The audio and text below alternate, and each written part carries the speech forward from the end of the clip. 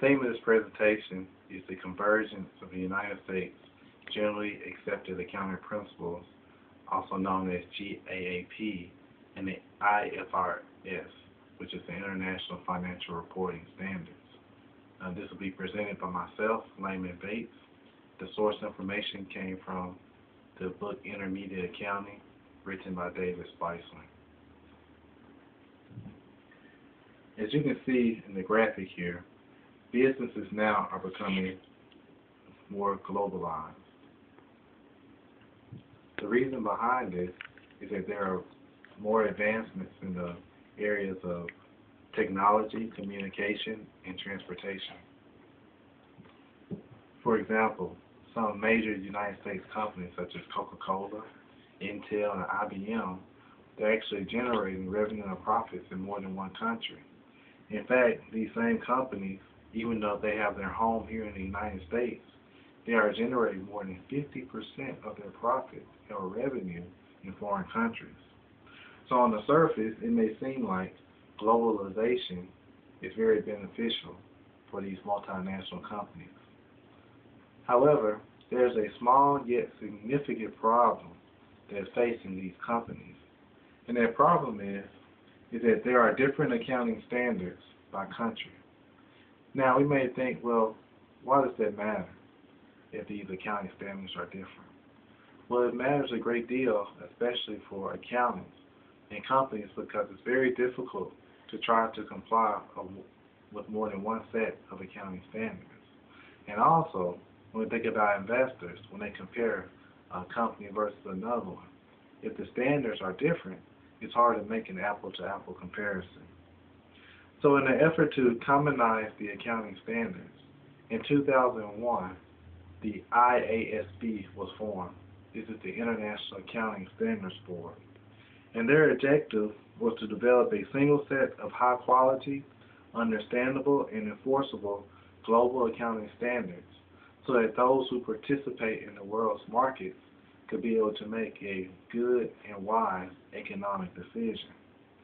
So based on that objective, the ISAB worked very hard, and they came up with a solution, which is known as the IFRS, or the International Financial Reporting Standard.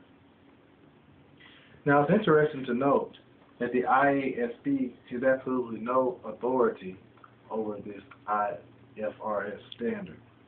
So compliance to these standards is voluntary. However, we see more and more companies, or countries rather, requiring their companies adopt the IFRS. For example, in 2007, China adopted the IFRS. In 2009, the European Union, Hong Kong, Egypt, and Australia adopted these standards. And then in 2011, Canada and India plan to adopt these standards. However, what about the United States? What is our plan to adopt the IFRS? Well, before we can answer that question, it's important that we understand the framework of the United States accounting system. So in the United States, we have what's known as the FASB, which means the Financial Accounting Standards Board. And just a little bit about this board. They operate under the oversight of the Securities and Exchange Commission. It's been in operation since 1973, and it's made up of 5 full-time members. And so what this board came up with is that they developed what's called the US GAAP, or the Generally Accepted Accounting Principles for the United States that U.S. companies are supposed to follow. However, even though this US GAAP has worked very well since 1973, the FASB has come to recognize, well, the world scene is changing. Globalization is taking place.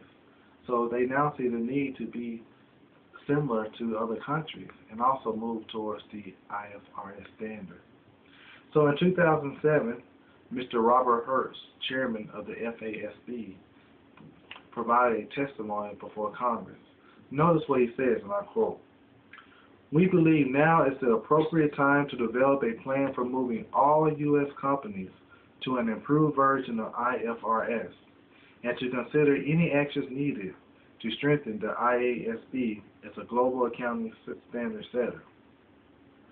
And so, based on that, here in 2002, he was reiterating the agreement that was made between the FASB and the IASB, where the U.S. decided that they were going to transition from the GAAP to the IFRS standard. And this is supposed to happen, the target date here is the year 2014. So very aggressive target, but yet it's a target in which the FASB is pushing. Well, it's still being debated as to whether or not the convergence of the GAAP and the IFRS should take place all at once, or if it should be a gradual transition, meaning that over years that the IFAB and the FASB work together to make changes so that by the year 2014 they're already very similar.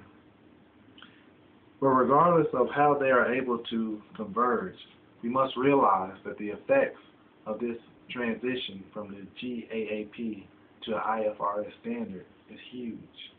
Very, very monumental changes. For example, when the European Union required Chrysler to change to the IFRS standard, Chrysler realized their taxable earnings increased by $819 million, but at the same time, their operating profits dropped by $38 million. And the only change was the way they reported their financial information. And so U.S. companies are going to face the same situation when they adopt the IFRS standard. But as with any type of change, U.S. companies and some government officials are strongly objecting to adopting the IFRS standard. Some say that we should just leave the U.S. GAAP in place because it's already customized to the United States business environment. Why make a change? While others have a problem with recognizing the IASB as the accounting standard body for the United States. But regardless of how politicians may feel, or even some executives may feel, the movement is already in place to adopt the IFRS standard. So although this merger of these accounting policies may not be very big on the radar yet, very soon we're going to see more and more coverage about it. Politicians and executives will start questioning the wisdom behind this move. However, for the accountant, this could not be more of an exciting time.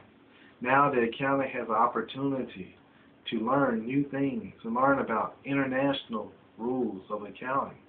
And also, for those who choose to learn about this international standards, the job opportunities are almost endless. They can become consultants, work anywhere in the world because they know IFRS. So really, what a great time for anyone in the accounting field or anyone who's thinking about accounting to learn about the IFRS and really get started on a career that could bring great benefits.